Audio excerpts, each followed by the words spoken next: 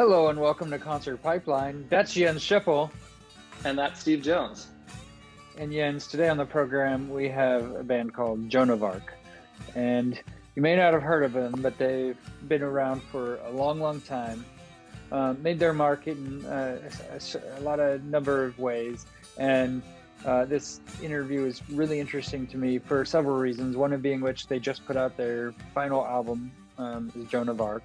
And so that's interesting. I wanted to talk through that, but also the lead singer, Tim, he seemed like a really interesting fellow, and we'll talk about that a little bit more in a bit.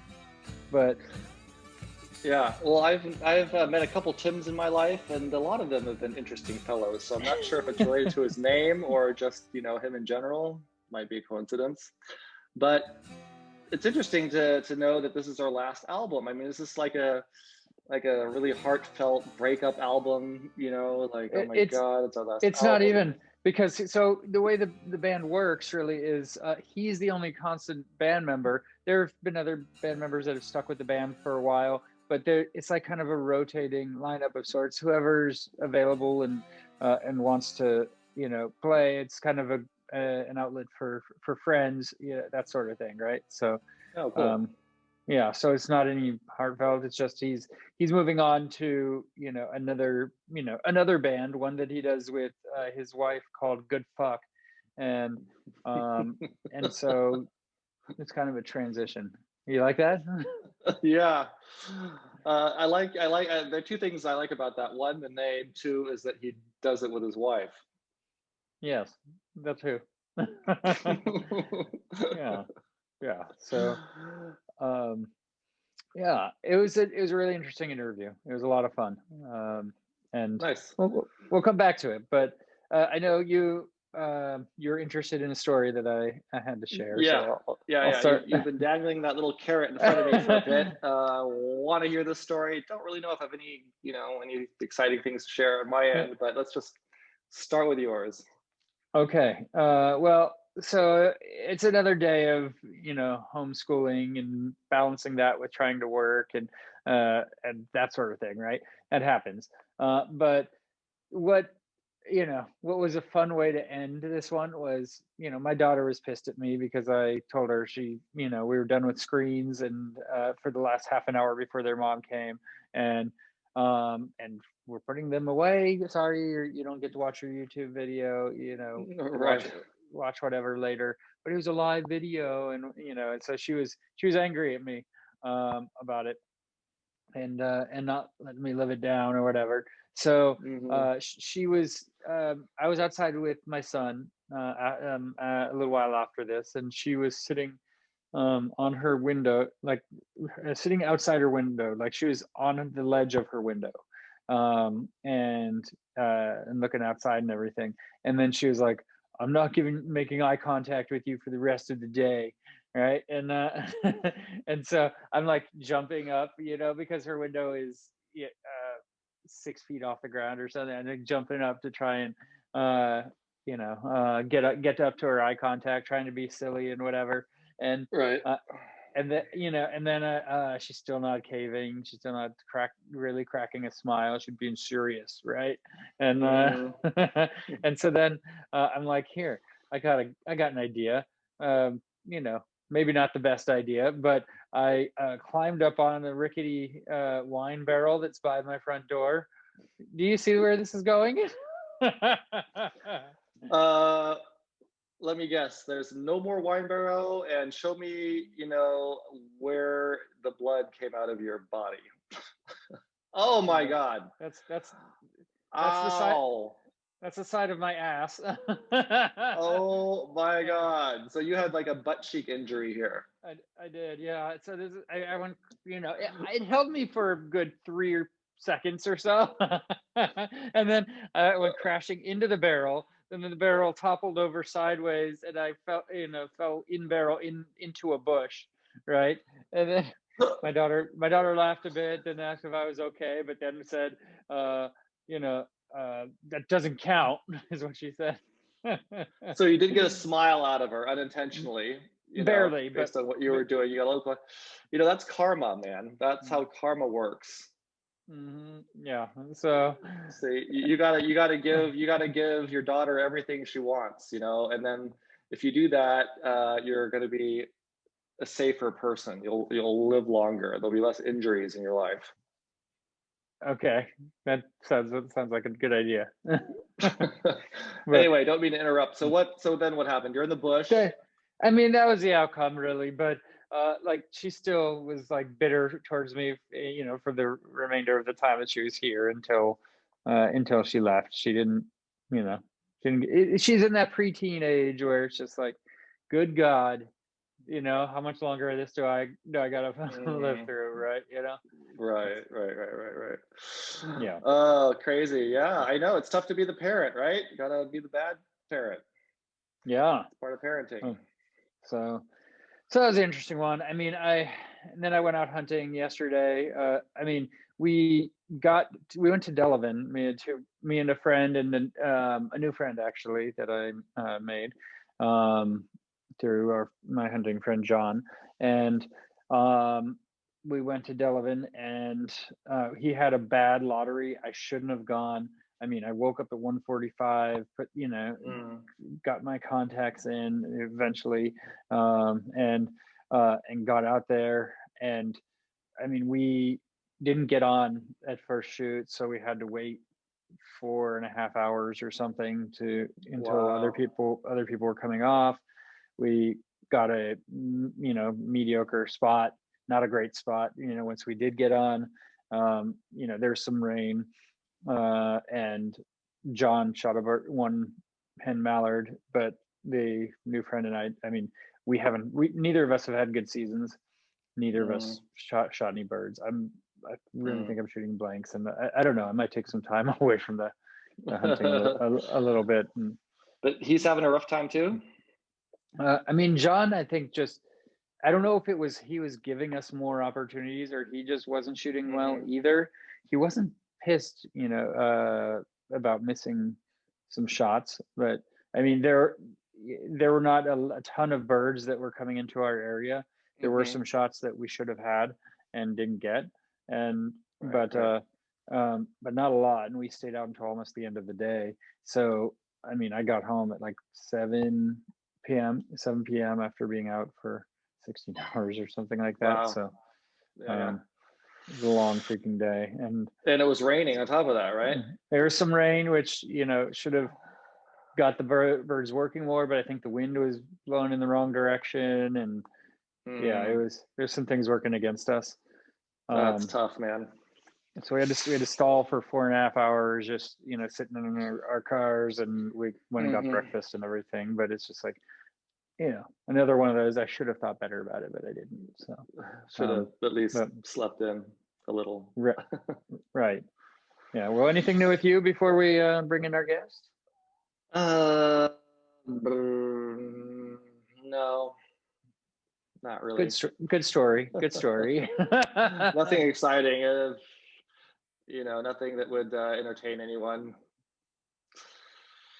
Fair. No, All I'll right. work on it though for the next pod. Well, it was anticlimactic. All right, we'll carry on. Did I mention we have Tim from Joan of Arc on the program today? Who's a Uh, very interesting person. yes. So we're gonna bring Tim in. I mean, just listening to our interview, it's a good chunk of it. I mean, it's about an hour interview too. So we got to talking about a lot of different layers. And I mean, there's one point I told him, I was like, this story is why I wanted to interview you, is because of this sort of thing that happened. Yeah, I mean, it's just the type of person he is, and really out of this box and not marching to the beat of anyone else's drum sort of person, Hmm. and Right. doing his own thing. And so really enjoyed our conversation. We're going to bring Tim in now. All right. Sounds good. Let's hear it. Hello. Hey there, Tim. How are you doing? Good. Steve, how are you? Steve, I'm right? doing. Yep, you got it. Good, good. Yeah. Do you hear me okay? I'm just testing my do I need to like talk into this, or do you You hear me don't even need clearly? to. Nope, I hear you just Okay, fine. You're cool. sounding good, and I do Okay, like the good, good. sock. So that is a cool touch. Oh, yeah. I didn't even Good notice it was time. there. Yeah. How are you? I'm good. I'm good. You know, I want to start out by asking you kind of the same thing. Like, how are you? How are you holding up through everything that's been going on so far this year? Uh, there's ups and downs. Yeah, it's just good. I'm quiet in my own headphones, but maybe I just gotta turn my headphones up. Yeah. No, I Yeah. I hear you perfectly fine. Okay. Yeah, I'm good. My wife and I, we're just like we've just had to shift to like, okay, this is just like an intense recording session. So we're just like piling up songs. Like we've just been doing a ton of like, we're doing monthly releases on Bandcamp, but I don't know how, we just have so many piles of songs. So we kind of just organize things around like, oh, this month, let's do like an instrumental techno thing. And then we got like, okay, we got these 10 to choose from. Which do we want to develop? And then this month, let's do the rockers that you sing. Okay, this month, let's do the sad ones I sing. So yeah, it's fun. And we have like we're kind of crazy about like keeping like our schedule every day. Yeah. I get that sense from you that you're pretty committed to your schedule, you know, and routine and that sort of thing. So, Oh, that comes yeah. across? Oh, yeah. you I mean mean, you mean in other interviews or in I've the I, songs?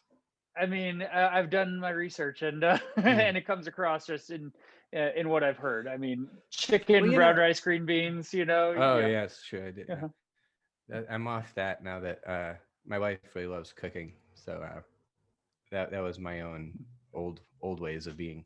Um, yeah. Well, I feel incredibly lucky. Well, it's two things.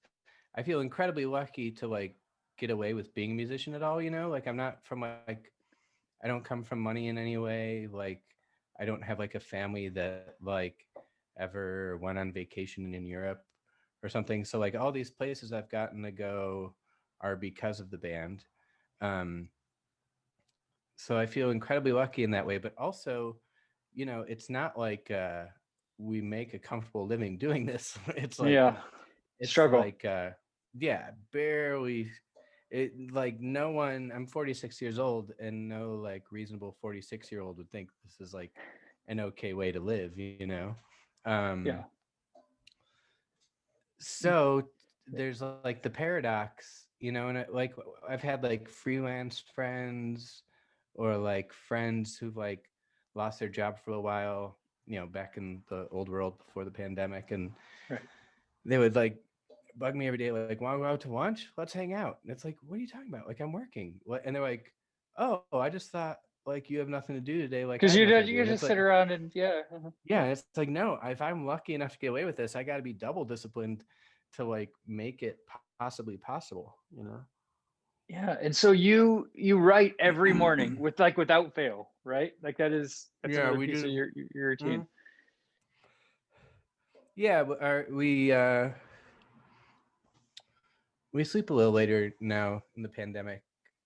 Um, especially now that it's dark earlier. It's like, yeah, we wake up, we both read and write for an hour. Like we like wake up, say hi, make some coffee, and then both go to our separate rooms and write for an hour. Then an hour of exercise. Then we got like a tech hour where like we just like, because it's not like I'm just born knowing how to work every drum machine or sync uh this synth to Ableton or something. Or Yeah. so we have like a dedicated tech hour every day, and then then we have like our admin hour, doing mail order, answering emails. um it feels really good to just do that in one concentrated hour. um then there's usually some more reading, and then we just make a lot of music. Yeah. Yeah. And so let me just start with kind of the transition for you, from Joan of Arc to Good Fuck, and Mm. kind of what's inspired that, because Joan of Arc has been such a big part of your life. I mean, Yeah. almost half your life at this point has been spent with Joan of Arc, right? Or right, Yeah, maybe even right about maybe half. a little more than half. Yeah. Yeah, and Um, yeah, I mean, part of it is just, I mean, part of it is like the very material basics of like, um, you see like Bernie Sanders will post a lot of like minimum wage in 1974 versus minimum wage now, and they're the same, like relatively compared to like CEOs, right, uh, stuff like that, or like cost of living has gone up this much, but the minimum wage stayed this much, and it's sort of like the the like middle band of a 3-band bill has been getting paid 250 for since since we started this. Like that's just that. So it got harder. Not that we only play, but that's largely the slot we've occupied. And just wasn't enough money for all of us in Joan of Arc to like live off of and do the band with the amount of time and commitment that it needs to be as good as it can. But for me and Jen, we live together, we share everything. It's like very easy. Um, so that's part of it, very practical. And then on like when considering that sort of practical uh, element, then like the big sort of like also practical but spiritual ish dimension of just like you need to like shed things to like make space for new things. And yeah, it just seems Jonah, it just seems so much cooler to be like, we did this thing for a long time, and we're like, I'm always weary. I was how should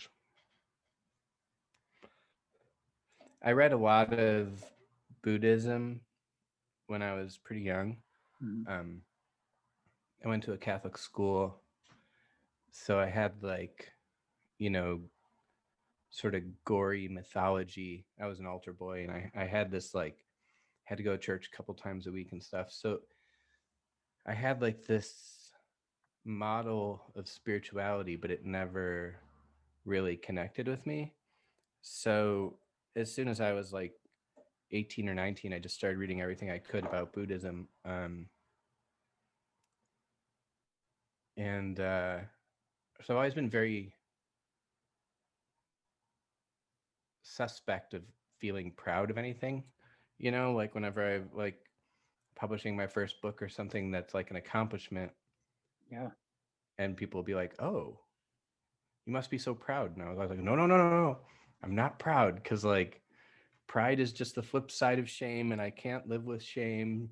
And if I get proud of my accomplishments, I'm attached to them or something." So, but it feels like if we break Joan of Arc up now, I can feel like proud of it, not in a way of like every song is great or something, but just like, oh, we did this thing that we set out to do, and we did it, in like a,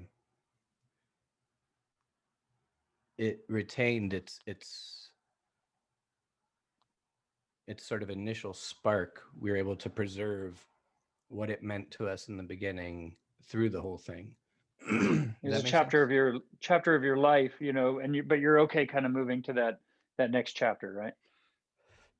Yeah, man. I mean, it's if I don't, it's like who knows what. I mean, it would just become, the worst is like you see a band and you feel sorry for them, like whether it's like they're playing for like a smaller audience than you expect, or like, they can't play their old songs as well as when they were younger or something. And it's like,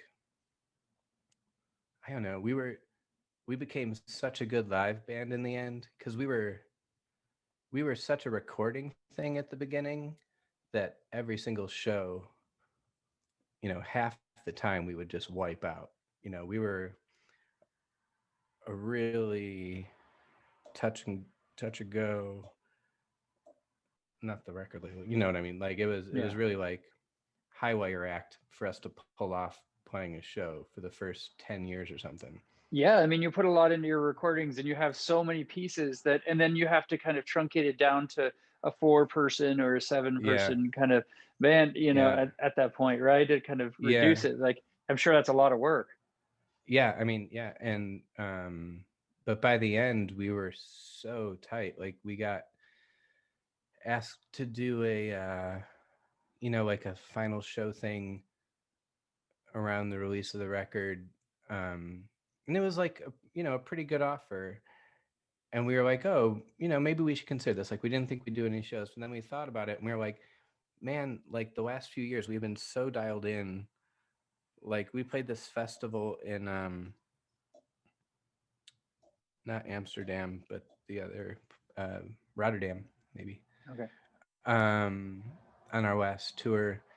And I broke a string during a song and like changed the string while singing, and we didn't like miss a beat. And then Wow. by the end of the song, we were able to just go right into the next song. And it's like, that's a level of tightness that, like, if I think about it, I'm like, oh no, I need to stop and change the string. But we were just so dialed in with each other that, like, um, the last few years, that it would be, we couldn't just, I don't know. It's cool to end there, Yeah. you know? Yeah. And so you went into Tim Molina, Theo Bobby, kind of knowing it was going to be your last album. And so Yeah. kind of did that change your approach at all when you're making that album? Did that put any pressure, or was it still like a relief, like you're, Um, an unburdening, maybe what's the last thing you said? maybe an unburdening or what have you? Unburdening. Yeah. That's an uncommon word. You could see why I wasn't sure what you said. Um, um, yeah, there's not like any specific, like, there's like little winks and nods on the record to like, this is, the finale or something. But there wasn't, it was more like, it was always there in the background. So it informed every decision, but it wasn't like, there was no specific big gesture that I can attribute to, like, this is the last record and we want to go out like this, Yeah. Yeah, we recorded probably 25 songs, got started for it, and it just slowly whittled down to the 10, and the sequence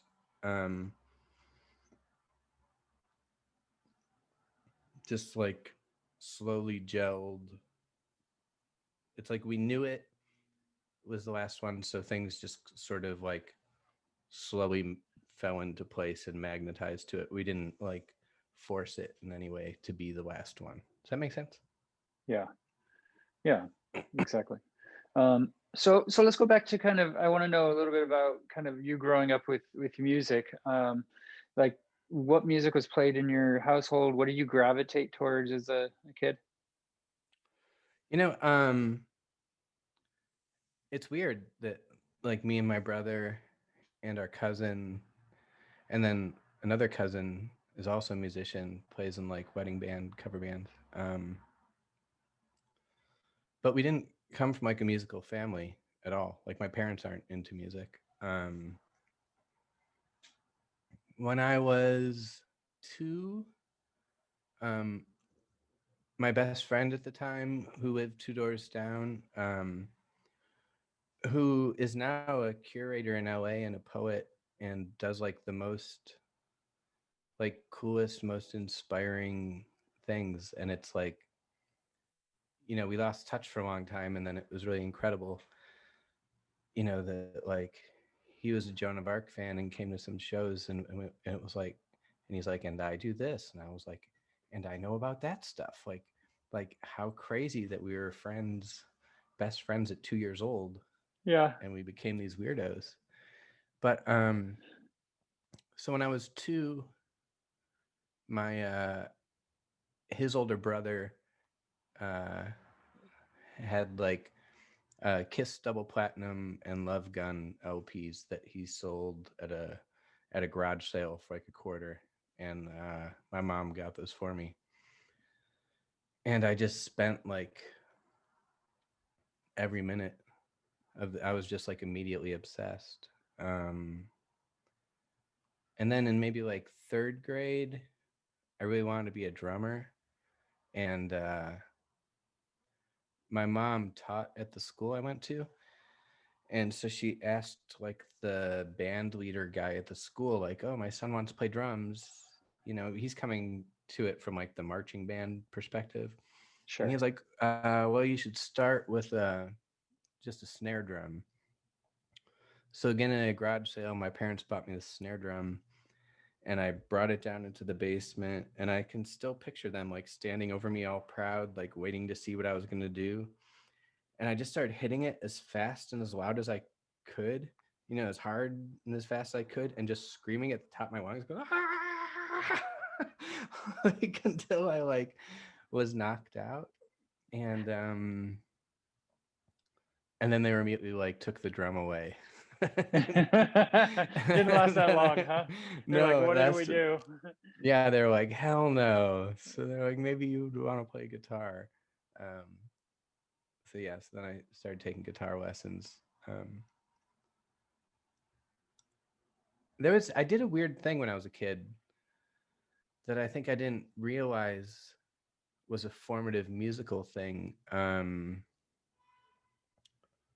But I used to like get this like level of anxiety, um, where I would have to like go in the bathroom and just like I'd be like, Mom, I gotta do the thing, and she'd be like, oh, okay, and she'd like put me in the bathroom, and I would just scream at the top of my lungs, until I like exhausted myself. Wow. And I never made the connection until like, as an adult, talking to my therapist about this sometime in the last 10 years. But then like, when Captain Jazz and its like earlier versions started, it was basically like the same thing. Me just like screaming, not even thinking about musicality, but just like screaming. Um, but then I got like encouraged for it instead of like one time I remember as a kid screaming like that, wanting to do it, but my dad was home, and I didn't know that my mom didn't tell my dad that it was a thing I did, Mm, yeah. And so it was like, she was like, you can't do it, your dad's home. And I was like, I'm gonna do it. And I went in there and started screaming, and then he like ran in freaking out, what are you doing? So yeah, so whatever it was that multitude of factors that made me as a kid have this urge to just scream, I found a way to be encouraged to do it instead of discouraged. Yeah. And Captain Jazz, you started that when you were like 15 in high school, right? Yeah. I was 20 when we broke up, and I was the oldest one. Yeah. Hey, do I have anything in my teeth? It just No, not occurred to that me I this is a could. Zoom thing. No, not that I could see. Is this broadcast as a Zoom thing? I put it on YouTube also, but So your teeth are good. So okay. My teeth are yeah, fucked up, and I get like food stuck in them. So it just occurred to it, me that it I should happens to have the best of us. So. show it. Yeah, I don't want it to be on the internet. Good, I know what you mean. Yeah. Yeah, so tell me about Captain Jazz and kind of that experience, because that band kind of took off and became really popular, especially when you guys reunited as well, right? Like that was unexpected. Yeah, yeah. Well, I mean, it wasn't. We didn't reunite to play those shows, and then we're pleasantly surprised to see that it went well. Like we did those shows because we knew they would go well, and the money was offered. And for a long time, we were like, nah, we don't want to do that. We don't like each other that much. It sounds like a lot of work. Like that's not who we are anymore. And at some point, it was just like, okay, there's this much money, and we were like, well, I'm I'm currently a janitor. He's unemployed. you know, it's like Yeah. he's a criminal. So yeah, so we were like, okay, well, we can learn these songs for that much money. And I wish we could still do it. It would be the best job in the world, but just not possible. Yeah. Uh, and so let's talk about your writing a bit, because you write in a number of different kind of capacities. You mentioned writing books. I Mhm. mean, and it's like you said, it's something you commit to every day, which is, I mean, great discipline. But like, where Mhm. did that passion for writing come from for you? Let's start there. I don't know. I mean, when I was a kid, it was like, my mom would take me to the library once a week, and just sort of, be like, okay, I'll meet you back here in an hour, and it was like I just loved the silence. There's just like not silence like anywhere like a library, and it's really it's still like my favorite thing. I mean, our one like pandemic real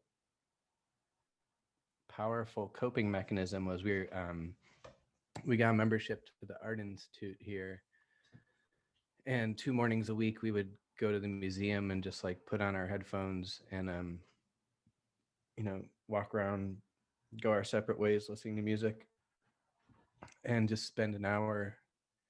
um and when you have a museum membership, it's like if you just show up, you're like, oh, it's $30, I need to get my money's worth, so I'm going to keep looking at shit even though I'm like exhausted and my capacity for seeing is worn out because I need to get the value. But if you spend $100 on this pass, you can just go for an hour. So it's just like, oh, like I don't know where I'm going to end up today. Wow, I just spent an hour looking at Chinese bulls from 1000 BC, or like wow, I didn't know I was so into 19th century yeah, whatever, just like whatever. Yeah. um and that's how the library was for me as a kid. Like I could just, it was silent, and it was like the only silence in my life, and I could just gravitate.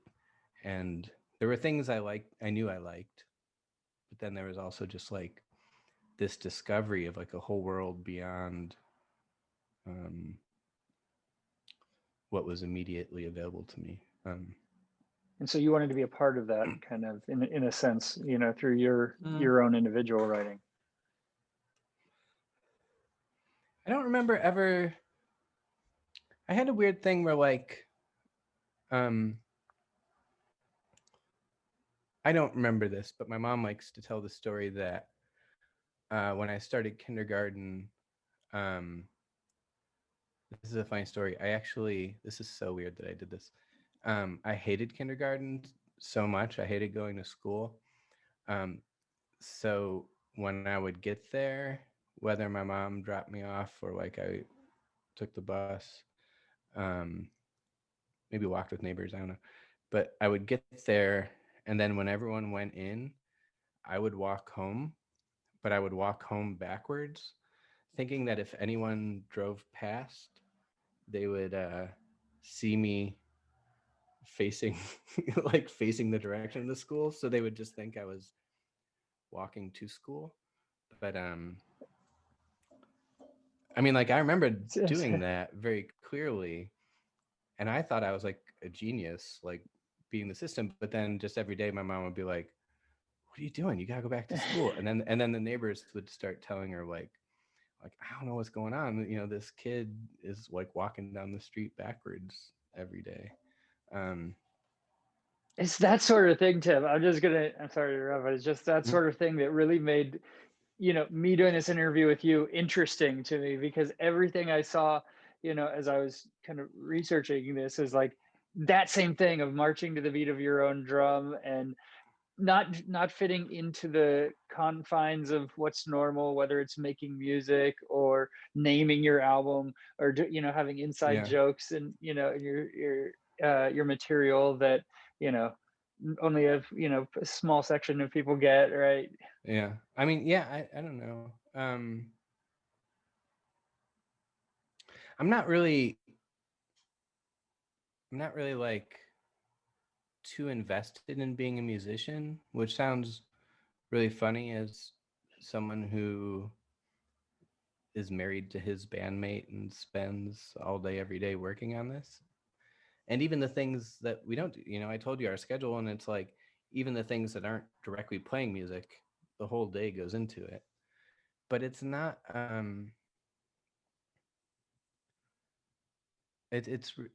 about music.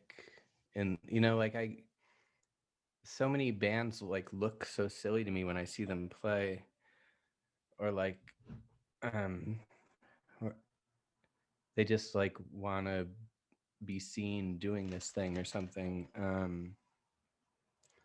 I still after I still hate the like standing up in front of people aspect of it. Like it's still like makes me nauseous, like obviously I've like gotten used to it in a certain way, but it's still like um You're able to do it, it, but it's uncomfortable. mm-hmm. Yeah. Yeah. And I guess my whole point is just if the songs or any of the bands or the various projects in different disciplines don't um come across as being like common to what people lump them in with, um in sort of broad terms, whatever discipline of how I understand this is a band, whatever. um it's because I was just interested in like, who is this weird person Tim that I'm stuck with all the time?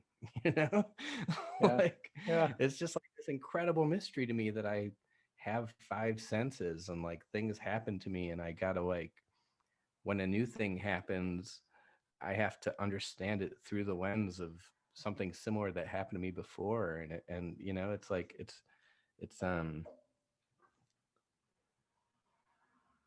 you mean how it is. You're a human. I'm a It's human. like, I know. yeah, Figuring out, all the intricacies, and, yeah, learning about yourself, and, yeah, and all of that. Yeah. yeah. Yeah. So regarding like writing, I never um my mom, I don't remember this, but my mom tells a story that my kindergarten teacher pulled her aside and was like, "Oh, he knows how to read already. How'd you do that?" And my mom was like, "Oh, we didn't. He knows how to read." And my kindergarten teacher was like, "Oh yeah, he's already reading." And then when I was in first grade, I just rewrote the nativity story in like a weird way, where Joseph thought that Mary was cheating on him. Um, and my teacher was like, showed my mom and was like, "This is really weird, but kind of impressive." So I don't know. I think people just told me I could write, so I did. I Yeah. was encouraged to do so. Yeah. And so, like, let's talk about kind of your style when you go in and record, record albums, because you've done, I mean, so many at this point. I mean, do you have, when you kind of go in, to do a new album or EP, do you kind of have an idea in mind at the beginning of that process? I know you've had different kind of times where you've had to go in and kind of get it done at, different speeds depending upon where you can record it. But like, what Yeah, does that yeah. look like for you? Um, Well, I mean, the current Good Fuck setup this year is a good example of like we just have. I mean, it's a little bit different because we're just here in the house, and we record everything, mix everything ourselves. Excuse me, but it is like um, there's a pile of songs. I mean, this is how it always worked for Joan of Arc too. There's a pile of songs that's just kind of always there. Like I don't know what it would take for me. I mean, even a pandemic, and we're trapped in the house, and I still have our in process folder is like almost 60 songs at the moment. So I don't know what it would take for me to like. It's just what I do each day is play music, and then at the end of that, there's something there. So then we sift through it. So there's this pile, and then when it comes time, it for Joan of Arc, it was usually about we would think of a recording process that would be interesting. Um, like for example, eventually all at once, we were like, okay, let's record the record on the reel-to-reel 8-track that we use at practice. I recorded my vocals and guitar. I recorded the album beginning to end, side one on one reel, side two on another. Then Sam add a bass line beginning to end on the next track. And everyone played the record, their part in sequence, and that's how the record got finished. Wow. Boo Human was like, we had such a big crew that was sometimes playing with us at that point that we couldn't schedule the days. So we were just like, okay, we're going to have the studio for these 10 days. We're going to have a day shift and a night shift. Tell me when you want to come around. And then I would look at like, oh, okay, so Tuesday afternoon, these 5 people are going to be there. Which song would be cool with those 5 people? Wednesday night, we got these 3 people. What song would be cool with those 3 people? So yeah, so it's, and now for Good Fuck, it's like, okay, Bandcamp waiving their fees Friday is coming up. Let's focus on just these songs and get them done this month. So yeah, so it's it's a give and take, push and pull of like having the final vision in mind. There's like the core thing is already there, but I'm not too attached. Like of this pile of 60 songs in the other room, maybe 10 of them will ever get released, and they probably won't be released for a year and a half. That's just like how we work, things slowly fall away, and I'm not attached to any one You're of not too them. precious to it. Yeah. Oh God, no. Yeah. You've made so much at this point that well, you gotta let it. Yeah. But I do every single one. I'm like, oh, this is the best one. Like I just made my best thing. Like how cool. And that's, from my perspective, I don't go back and listen to the old ones. So, Yeah. and if I do, I would just totally cringe. But each one I'm like, oh shit, this is the new best one. I wish that like there was some kind of music industry that could deal with that. Yeah. But it's not. It's more like people are like, oh, we know what this person does or whatever. Yeah. And I read in one interview that you talked about you've had a lot more success with writing songs when you're smoking pot. Is that right? Yeah, I smoke a lot of pot. The only reason I'm pausing is the way you phrase it, more success, which is like a funny. It's a funny way to put it because, like in your mind, I guess, like you're able to get what you want onto the paper a lot better, right? Yeah, It's yeah, I think it, I mean, basically there's like a roughly, one could say there's a 1-to-1 ratio of me smoking weed and a song gets written. Um, it's not entirely true though, because songs take developing, and so there's more weed smoked in the development stages. but Yeah. but if yeah, I don't know. I think I'm of the school that it heightens the right senses for me, and slows time down and removes the right inhibitions, that I just let it out. It's not that it adds an element as much as it takes away whatever's inhibiting me from just letting something out. Yeah. Um, Tell me about your fandom of Bowie. Oh, my fandom of Bowie. Let me just so the songs are all, the fact that I feel each record is the new best record is really because it's constantly about expanding, and not just like, I don't mean expanding like excuse me. I mean expanding in the sense of like, it doesn't mean I've gotten like more technically proficient necessarily. That might be a part of it sometimes. Like, oh, I didn't know I could use my pinky this way. But expanding just like what's possible for me as a human. And so I kind of like the compression of like that we can't do anything else right now, because it's kind of just like this ultimate global dare of like, Yeah. what are you gonna do? You're really stuck with the thing you think you want to do all the time. Now you really have no choice. Yeah, um no excuse. yeah, yeah. um Bowie's an interesting question, because I don't feel like I do love Bowie, but I have like the one project.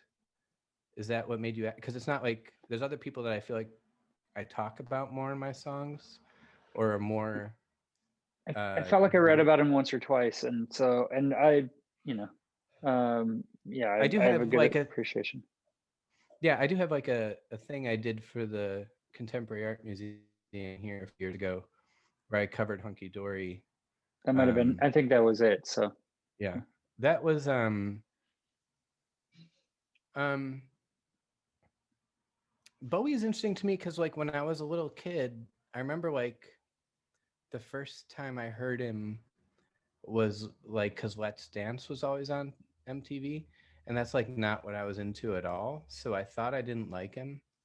And then there was even like as a little kid, like this idea of like, well, this guy doesn't even have long hair. Like, what's he doing as a musician? yeah, And then as a teenager, I was pretty obsessed with Ziggy Stardust, and Hunky Dory, and Under Pressure might be like my favorite song ever written. There's probably, that, you know 10 or 20 songs I might say that about, but well, that Under makes Pressure sense. I is, mean, I can see why. yeah, yeah. um but yeah, that the Art Institute, or the MCA thing, they had a David Bowie retrospective there that was touring to different museums. So they asked different musicians, I don't know, maybe there's 6 or 10 of us, to like once a week they would have a concert of someone covering one of the records. Um, and most people just did a kind of straight, like Bowie had enough phases that like, um, Bobby Kahn could do like the glam, cover the glam record, and like Disappears could cover the like moody record. But I chose Hunky Dory, which I love because of all the string arrangements, like the orchestral elements. And but my favorite like string thing is do you know this guy Arnold Drayblatt? He's like a 20th century minimalist composer. I don't He has think this so. thing, orchestra of excited strings, where it's all harmonics in these like really exhausting patterns. You know, he's in like the sort of like he doesn't sound like any of these people, but he's in the like kind of Philip Glass, Terry Riley, Tony Conrad sort of like minimalist thing. So what I did was I covered one of his records, Propellers in Love, which is one of like my favorite records ever, that I really charged in a certain way. You know how like you have like your little like casual magical objects that you get attached to, just like Mm-hmm. the way you use them, and you're just like, oh, this is my lucky thing. So I had sort of charged that Arnold Dreyblatt record in a particular way, and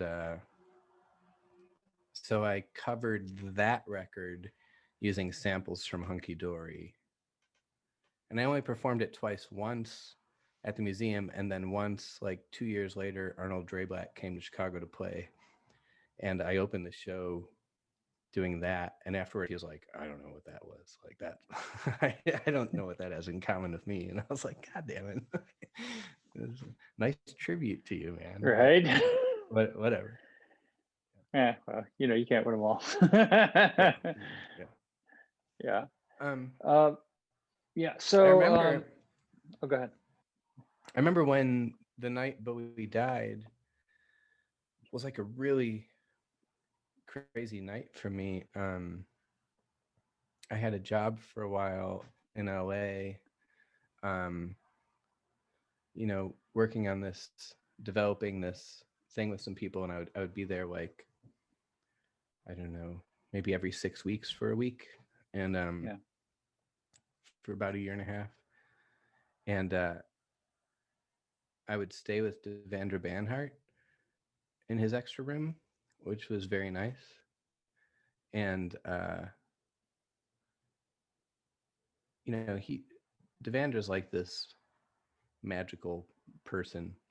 So I got like some really weird LA opportunities that I wouldn't have otherwise ever had, except for his friendship and generosity. So the night David Bowie died, uh, we had gone to the Golden Globes, but we didn't get in because there was like a terrorism scare where Oh, there was like these shuttle buses where you needed to like, so instead of making it to the golden, we weren't going to be like sitting in the actual theater. We were going to be in like the party outside the theater, um because it's a terrorism scare. There was like a series of shuttle buses that you had to take, but the shuttle buses were so backed up that there was like this human traffic jam of like people in tuxedos in oh, this wow. parking garage, just like miserable. And it was so funny to see all these people who were just like, you know, like the worst kind of like LA people Yeah. being like, I can't be treated like this, you know, in their like finest tuxedos and gowns, like trapped in this hot parking garage Oh, for hours. yeah. Anyways, after that, at some point we're just like, fuck this, we aren't gonna make it. We won't get in. Let's just go. So Devandra split with his girlfriend. I like was like, I'm gonna get a burrito, and I'm walking down the street and looked at my phone and saw David Bowie died.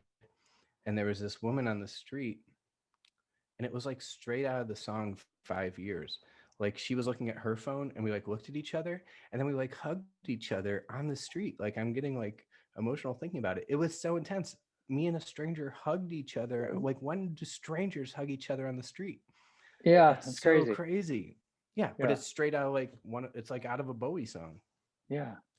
Yeah, He it he was ha- he cool. had this magical ability, right? And you know, and um, I was never a super big David Bowie fan growing up, but respected him, of course. But then, where I really became a fan of him was, it was, that at the end, I listened to Black Star a lot when he died, and my favorite concert and the best concert that we've covered, for this podcast was a celebration of his life, afterwards, where it was Gary Oldman and friends, and Yeah. it was amazing. It was, there were like 75 musicians playing, all of his catalog, all Yeah. realms of his catalog, and members of his band. I interviewed members of Talking Heads. I interviewed Gary Yeah. Oldman. You know, like tons of people. It was just amazing, right? Yeah. It was just this incredible feeling, and it was just magical. And he, was one of those that left a mark so big that Oh yeah, yeah. um, Yeah. There, yeah.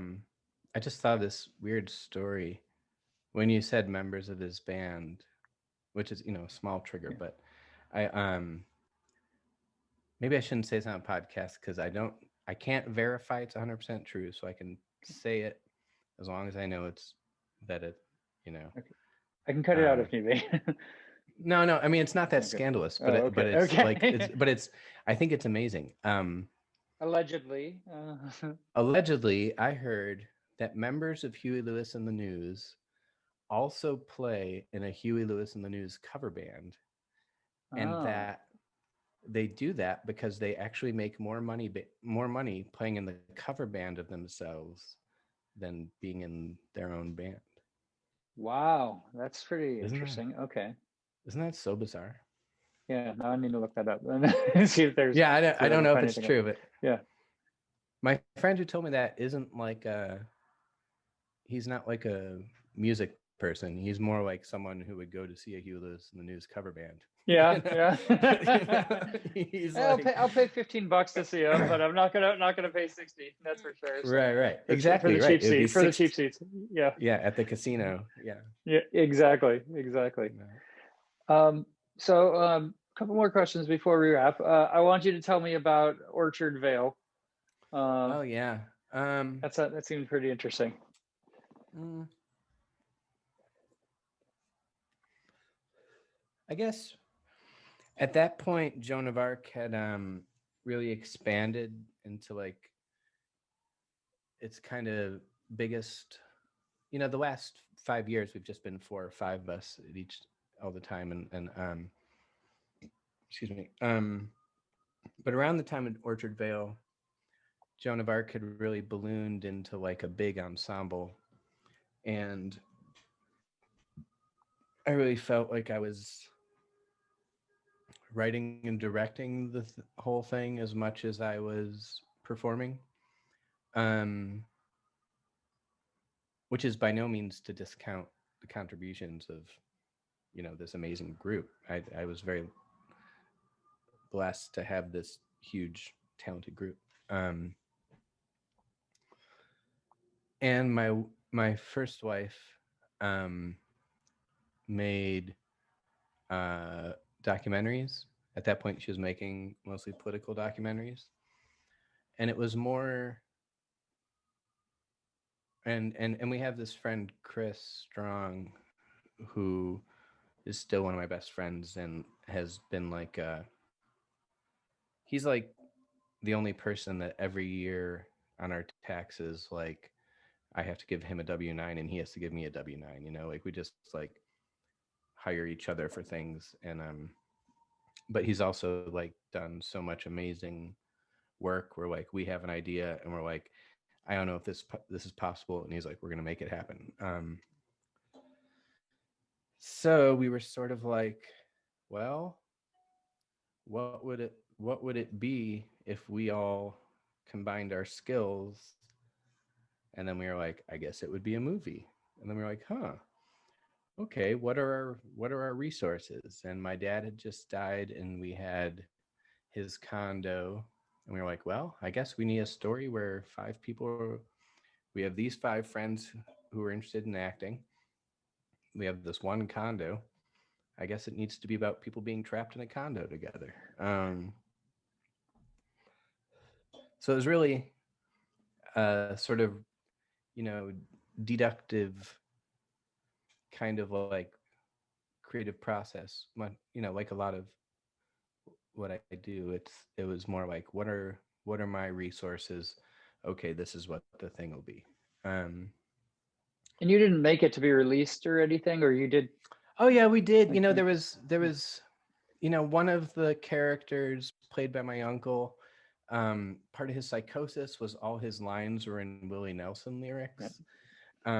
So we had some troubles with like getting the rights to the Willie Nelson estate from Willie Nelson's people to like just like sample every line of dialogue as a Willie Nelson lyric. And my ex-wife and I, like, the process of putting it together was just so straining. You know, we ended up getting divorced. Um, I'm not going to say because of the movie, but I think the intensity of trying to do something so ambitious with so few resources and so little budget definitely exacerbated whatever issues we had. So it played in a festival here, and it screened in Berlin and in Tokyo. But and it was released on DVD in Japan. But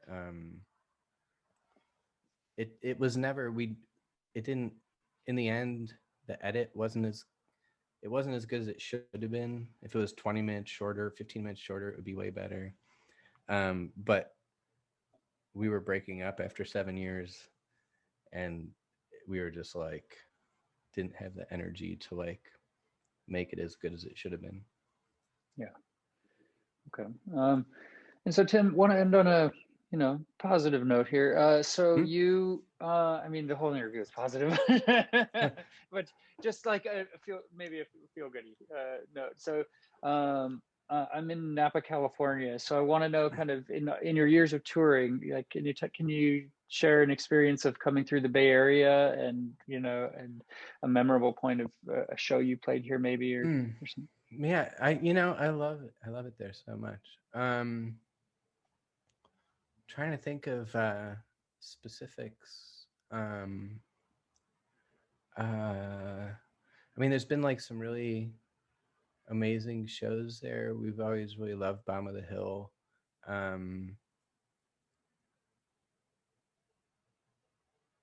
But yeah, in terms of, I don't know, Bottom of the Hill was one of those places where like we always felt so welcome and so happy to be there, and the shows were always so great, and we'd have like a lot of friends there. Last time we played, it was a little disappointing, and I the turnout was disappointing, and I guess we just don't have as many friends there as we used to. I mean, I really, this is what I can tell you about there. Pancho Villa's in the Mission, that burrito. Okay. Do you know the I place? I think I've been there. It sounds familiar. And this is a funny thing that comes from just like how much there was a period where we were on tour so much, and especially we had like a sort of like hardcore alter ego that was touring so much for these few years, like 2005 to 8, where we would like very often we'd be playing a city and we would see posters for our next show there. Like we were just on tour so much that I became a little over familiar with like people at the places I liked. Mm-hmm. And there's a security guard at Pancho Villa's that just like, it's just this guy's job to stand at the door. But like, I can't summon a mental image of him now, but whenever we're there, we go and get a burrito there, and I get so happy to see that guy that he gets like a little, because I think there's like a vulnerability when you're just like, I don't know, we're in a van, we have to drive 7 hours today. We don't know where we're sleeping. Hopefully everything works out. You know, there's just like a subconscious vulnerability that when you like touch base at a familiar spot, it's just like grounding.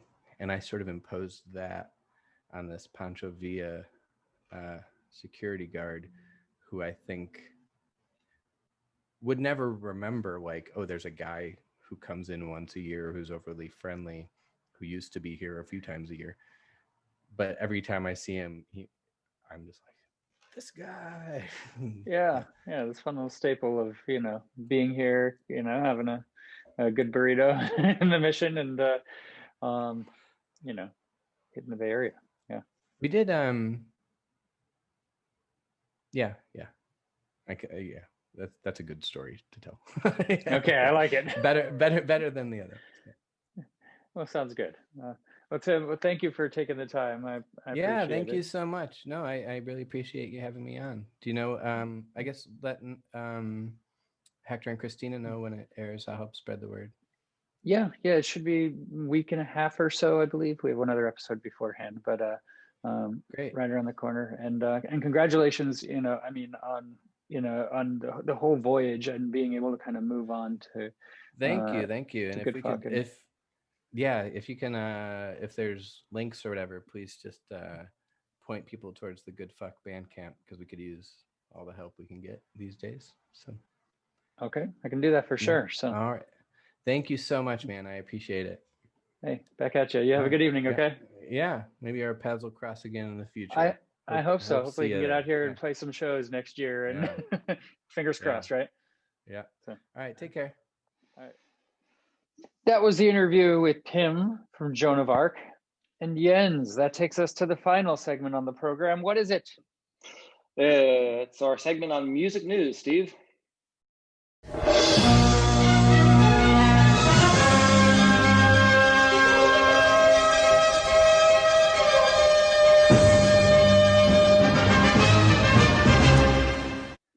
That is right. Yes, we each have a couple of stories. We're at that point where the news is kind of slimming down a little bit. People starting to get in the holiday spirit, I think, and not do anything too crazy, except for one of my stories is a little, you know, special. But we each got a couple of stories. So Jens, why don't you kick us off with the first story? Okay, sounds good, Steve. All right, so first story is about, oh, dude, man. The guy, you're going, can I just, do you need help? It's about Bruce Springsteen, but I'm trying to introduce him as, you know, as the boss? As the boss? Thank you. Is that what you're going for? I don't know how long I should have left you hanging on that one, but it would have been hours, man, before I would have gotten it. I was like, the dude, the guy on the road, the soul of USA, the USA guy, like the Born on the road and the USA guy, or the boss. Thank you. You did great. Anyway, so the boss performs on Saturday Night Live. Okay. Yeah. So this is the deal. So we got Bruce, right? We got the E Street Band, and they performed a pair of songs during the December 12th episode of SNL. And video of the performances have been shared online. So for those of you that have missed it, go online and check it out. All right. So what they did is they delivered Ghosts, and they also did I'll See You in My Dreams. And those are from their new album called Letter to You. I heard that's really good. And he did a documentary to go along with it, I think. He also was in a new Bleachers song that came out, which is pretty cool. I mean, that Bleachers is at that level where they're playing with the boss. I mean, so he's doing a lot of stuff right now. That sounds good. Yeah. So new album called Letter to You. You know, I almost think they shouldn't have called it that. They should have, you know, help their true fans out by calling it something like My Name's the Boss, in case you forgot. Because you're the true fan who, you know, is like who would forget that. who is needing that reminder, right? Right. Right. All right. Okay. Anyway, so the E Street Band had a slightly different lineup than usual for the appearance, as bassist Gary, talent and violinist Susie Tyrell had to skip the performance due to COVID restrictions and concerns. That is the theme, right? So that was tweeted by Springsteen ahead of the show. So Gary and his family are fine, as is Susie, but we thank Jack Dale E. Okay, just want to make sure it's not Dally. Sorry, Jack. Of the Disciples of Soul for sitting in. You know how I mispronounce names all the time and feel horrible about it for days. Yeah. So Springsteen and the E Street Band recorded Letter to You over 5 days last year at his home studio in New Jersey. And again, go online for song performances, which happens to be followed by this ad for women's onesies, you know, like plaid onesies that look like a tablecloth. Are you? That apparently you can like open up the back and you can look at your, you know, girlfriend's butt or wife's ass or whatever. And they're 70% off. Are you putting things in your cart for Christmas? Like, are you? No, man. I'm just clicking on these links you're sending me.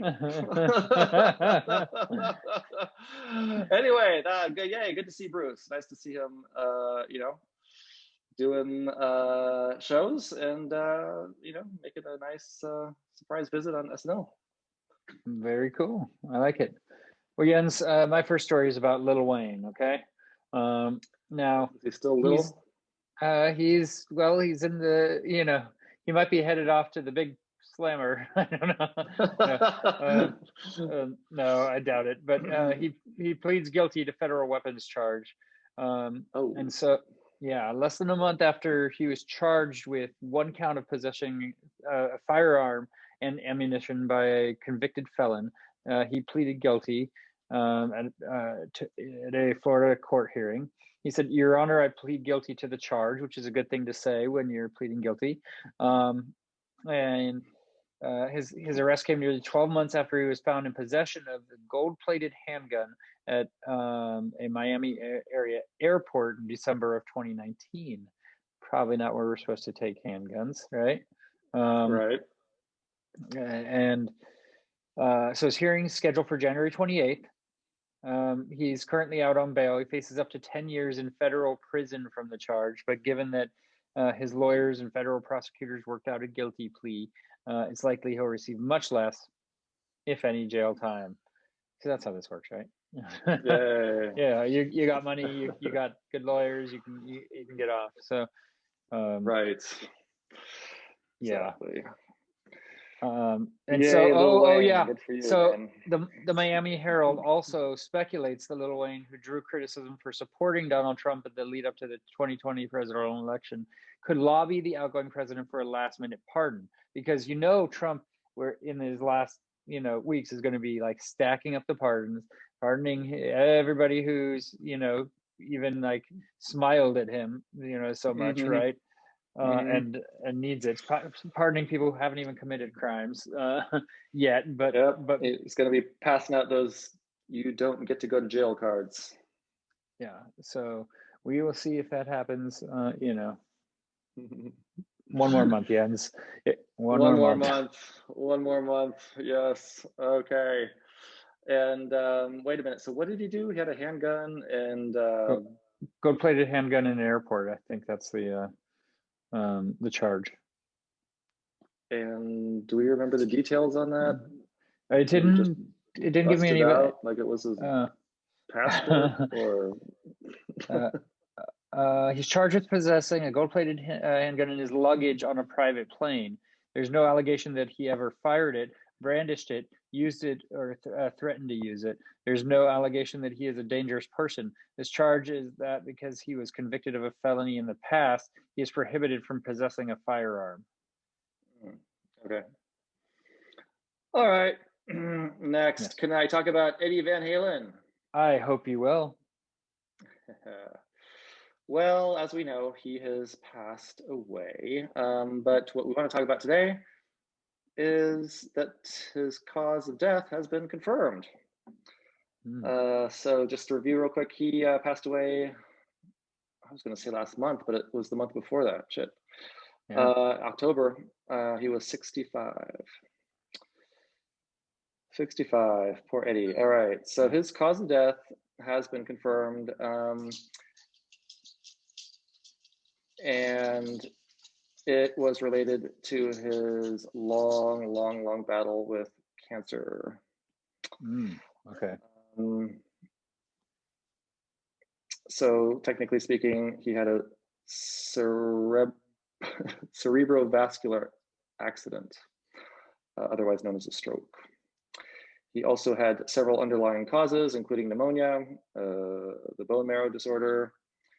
I'm not going to even begin to pronounce that. Something syndrome, and the cancer itself, which was lung cancer. So he had some other significant conditions, including skin cancer. It was on his head, it was on his neck, and he had an irregular heart rate. I didn't know that. Anyway, so he passed October, and he was cremated about 22 days after that. And his ashes have been given to his son, Wolfgang. And I just want to say, Eddie, Wolfgang is an awesome name for a son. Oh, yes, it is. I think that's pretty freaking cool. Yeah, and I'm sure he'll make his dad proud, because from what I hear, he's quite the musician. So yeah. Wolfgang is. Yeah, let's see what else we got here. So, man, I was just so sad about that, man. Yeah. So yeah, there was a recent interview where Wolfgang revealed that his dad had been told he only had about 6 weeks to live, but that was back in 2017 when he was diagnosed with stage 4 lung cancer. So he was, he got the diagnosis, and he went to Germany for treatment. Wolfgang says, "Whatever the fuck they do over there, it's amazing because I got 3 more years with them." Hey, extra time he wasn't expecting. So yeah, there you go. That's good stuff. It's that they injected him probably with that signature German stubbornness that will keep you alive forever if you're too stubborn to die. Hey, it's going to keep you around for a bit, right? So yes, yeah. Well, that's cool. That's really nice, actually. I hope they were able to spend some quality time, together over those 3 years. I mean, wow, every day is a fucking miracle, right? Yeah, be thankful for what you got. Yeah. So when Van Halen's death was confirmed back in October, stars from across the world of rock paid tribute to the musician. At this year's Rock and Roll Hall of Fame induction ceremony, he was honored by Slash and Metallica's Kirk Hammett and Rage Against the Machine's Tom Morello. I wonder if he's just as interesting. Well, this was a Tim that was on the program, so. Tom, I get my I's and O's a little mixed up sometimes, but it works. Yeah. So Eddie was the Mozart of our generation, Morello said during the moving tribute. He had the kind of talent that maybe comes around once in a century. What an honor. Yes. Hats off to you to have that said to you. Yeah. Cool. Yeah. All right. Well, Jens, you're up. I have one more story for you, and I'm not going to make you guess who it's about. It's about Dave Grohl. It's about Tim Grohl. Tim Grohl, yes. Tom, Dave. Tom, Dave. Yes. What's Dave up to? Well, we talked last week about Hanukkah and his 8 crazy nights of songs that he's doing, right? He's doing a song every night with Greg Kurstin, the Foo Fighters producer. And so they've been doing a Hanukkah covers series. And so they started the series on Thursday, December 10th with a cover of the Beastie Boys' Sabotage. All right. Yeah, which was pretty cool. Then next night they did a version of Drake's Hotline Bling. then they shared their edition of the 1970s rock track. What, I don't know, it doesn't say. Oh yeah, Mississippi Queen by Mountain, I guess. Mm-hmm. So that was the third one that they did. The most recent that came out today is hold on, I got to go back to it. It is, I don't know. It's something. I definitely wasn't prepared. Night 4 is. I just got to get back to it, Dan. I'm not bad. Well, it starts with an SH. We can work with that. To the Canadian rock DJ G-Des, who coincidentally grew up around the corner from Canadian Jewish rock GD. There's Peaches, I guess. So here's a little sample.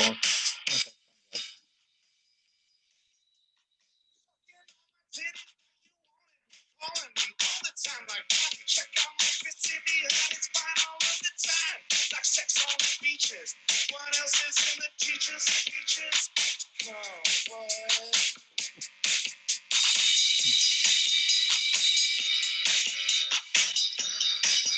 Sucking on my titties like you wanted me, calling me all the time like Ronnie. Check out my Christian, it's fine all of the time. Yeah. That's a Hanukkah song, you said? I mean, so they're, they're taking some liberty, I think, with Jewish related, artists or themes. I don't know that it's a traditional dreidel Hanukkah song or anything. I was waiting for the Hanukkah lyrics in that. I kept dreidel, waiting for the dreidel. back vocals going like, Hanukkah, Hanukkah, where is my harmonica? I know. I want some Adam Sandler in here. They definitely have to do a Hanukkah song, right? Come on. Right, exactly. That's what we need. Hopefully, before it's over, they'll do a cover of it. That would be freaking awesome. That'd be freaking awesome. We'll report back next week, I'm sure. So nice. Well, Jens, that's our story for today, and our show as well. So we want to thank everybody for listening, and hope everybody is being safe throughout the holidays. That's really super important. Now's the time. I mean, we're going to get through this. Next year is going to be much better. We do have another episode next week. Fingers crossed. Yes. So next week we're bringing on an artist called Charming Liars, a band called Charming Liars, and they're out of both England and Los Angeles areas. So we will get into that a little bit more next time. But for all of us here at Concert Pipeline, that's Jen Schipple. And that's Steve Jones. We'll catch you next time. Later.